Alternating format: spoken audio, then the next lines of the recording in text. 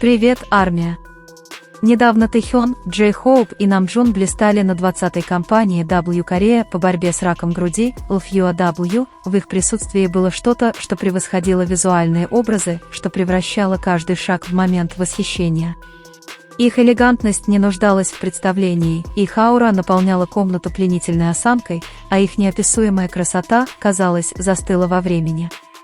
Как всегда, Тэхён приковывал к себе всеобщее внимание. Нет слов, чтобы описать его ауру или то, как он легко приковывал к себе внимание. Рядом с ним Намджун и Джей Хоуп излучали уверенность и тепло. Эти трое представляли собой идеальный образ стиля, таланта и харизмы. Слов никогда не будет достаточно, чтобы описать Тэхёна. Его элегантность была естественной, его осанка безупречной, а его присутствие оставляло неизгладимый след. Тэхён воплощал собой баланс между классом и чувственностью. Это сочетание было настолько точным, что только он мог создать его с такой легкостью.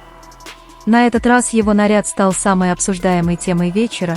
Каждая деталь его образа, от текстуры ткани до идеальной драпировки пиджака, казалось, отражала художника, который не только носит моду, но и трансформирует ее в выражение.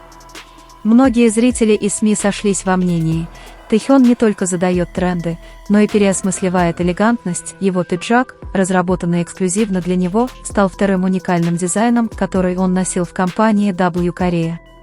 Было невозможно отвести взгляд, сочетание таинственности и тепла сияло ярче самого света софитов. То же самое можно сказать и о Чингуке. Несмотря на то, что он не был на красной дорожке, он стал темой для обсуждения во всех уголках фандома. Чингук неоднократно говорил, что Тэхён – самый красивый мужчина, которого он когда-либо видел, и его слова звучат правдой, когда думаешь о Тэхёне в такие моменты.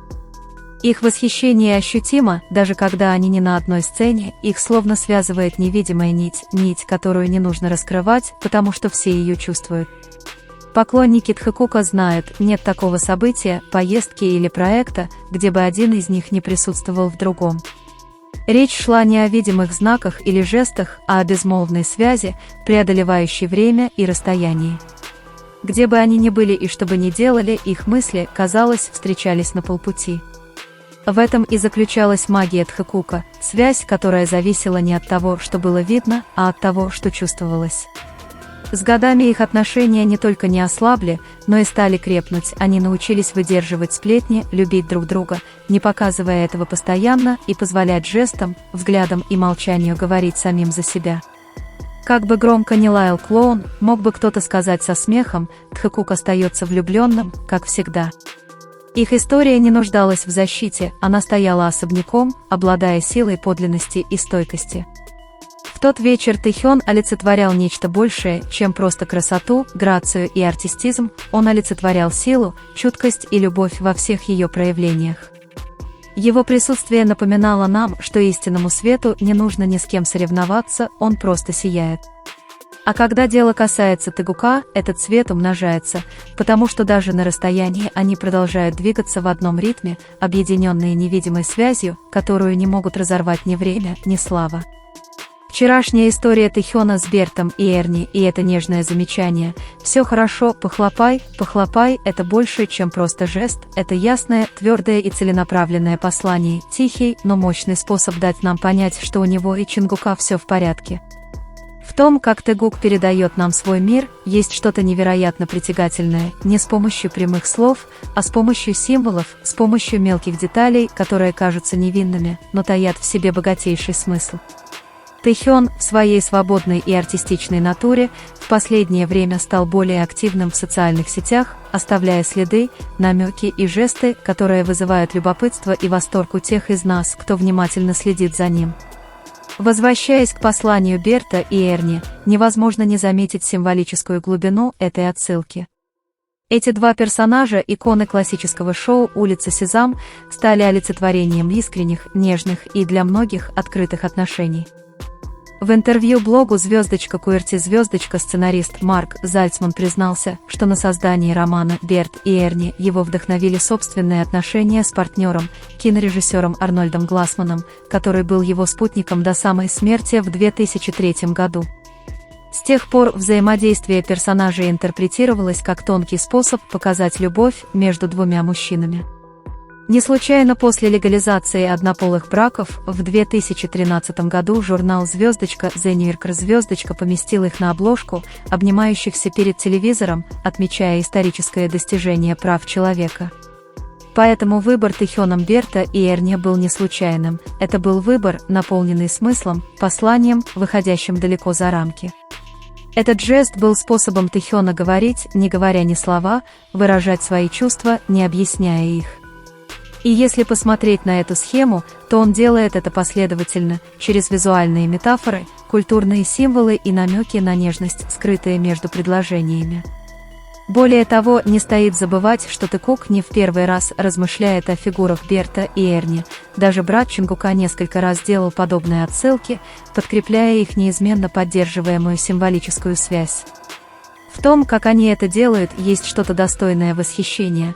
Они никогда не навязывают послание, они просто позволяют ему быть, надеясь, что тот, кто хочет его понять, поймет. Потому что Тэкук не просто говорит с нами жестами, но и учит нас иному способу любви, способу, не требующему объяснений, способу, основанному на общей связи и вере. Каждый взгляд, каждое синхронизированное движение, каждый эстетический или символический выбор в его постах рассказывает историю глубокого понимания. Как будто они говорят на одном языке, невидимом коде, открывающемся только тем, кто искренне следует ему с открытым сердцем. И именно это поддерживает магию, ощущение чего-то за пределами, чего-то реального, чего-то за пределами экрана. В этом смысле его поддержка ЛГБТК-сообщества постоянно и искренна, речь идет не только о жестах, но и о представительстве, видимости и уважении. Они знают, как использовать свое положение, чтобы нормализовать разнообразие, показать, что любовь может принимать разные формы и что все они обоснованы и ценны. По-настоящему трогательно представлять, как они делают это без речей, но через искусство, эстетику и аутентичность. Все это перед нашими глазами, выраженное так прекрасно и умно Тэкуком, что мы не можем не восхищаться. Они не пытаются провоцировать, они вдохновляют. Они не пытаются убеждать, они соединяют. Каждая деталь, каждый пост ощущается как молчаливое приглашение взглянуть за пределы видимости, довериться тому, что вибрирует естественно. Потому что те из нас, кто следит за ними с верой и любовью, понимают, что это не теория, это подлинная связь между двумя душами, отражающими друг друга. Вот почему каждое их сообщение – это своего рода обещание, напоминание о том, что все хорошо, что они все еще вместе, развиваются и общаются по-своему. И когда все кажется запутанным или неопределенным, Тэкук всегда находит способ напомнить нам, что они все еще здесь. Поэтому доверие к ним – не слепой поступок, а осознанный выбор, основанный на четких сигналах и годах взаимопонимания. Многие могут воспринять это как простую игру, как историю, придуманную для камеры, или тщательно отрепетированный сценарий. Однако, если внимательно понаблюдать за тем, как они смотрят друг на друга, как прикасаются друг к другу, как они подходят друг к другу без страха, независимо от того, кто за ними наблюдает, становится ясно, что это не притворство. Между ними было что-то почти магнетическое, невидимый поток, который, казалось, притягивал их друг к другу, даже когда они находились по разные стороны сцены. Им не нужно было прикасаться, чтобы заметить это, взгляда, легкого жеста, затаенного дыхания было достаточно. Воздух был наполнен сладостным напряжением, казалось, весь мир замер, чтобы созерцать их.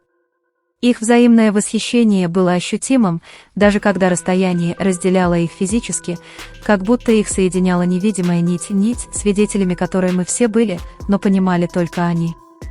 В каждом выступлении, в каждое общее мгновение эта связь возникала с той же силой, непринужденно, естественно и неизбежно. Никакая игра невозможна, когда тело реагирует инстинктивно, когда душа предвосхищает каждую мысль. Если один движется, другой следует за ним, если один улыбается, другой отвечает. Это были маленькие жесты, но наполненные смыслом, как будто синхронизированные чем-то более глубоким, чем привычка или дружба. Во многих запечатленных моментах они, казалось, разделяли свое собственное пространство, где им, казалось, не требовались слова, чтобы понять друг друга. Это был безмолвный язык, полный нюансов, где простое прикосновение руки могло сказать больше, чем 1000 слов.